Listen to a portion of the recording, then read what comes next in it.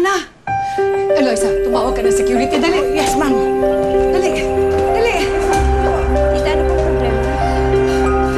Si Rowena, tinatakas si Blanca. Halika. Oh, Anin, tama ba itong dinadaanan natin? Parang hindi ko kasi nakikita yung bahay ni Mang Priscilla.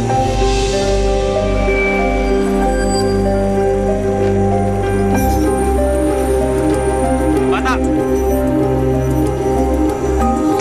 Basta ikaw lang. hoy!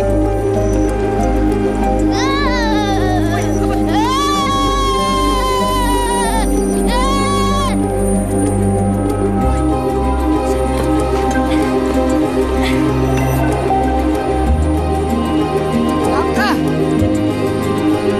Rowena, balik mo sa Blanca! Blanca!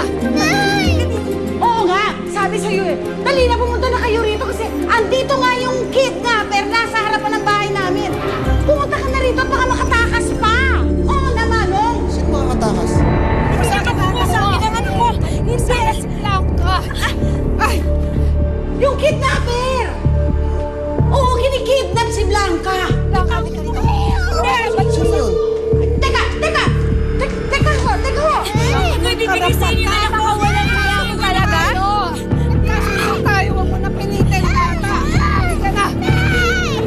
Bitawan niyo yung anak ko! Hindi!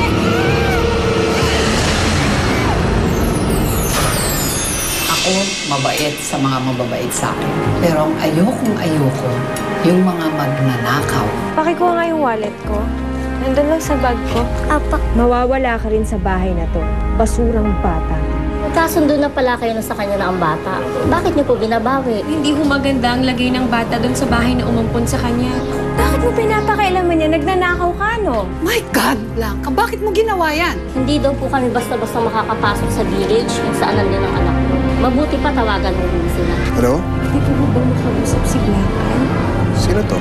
Sana ay maging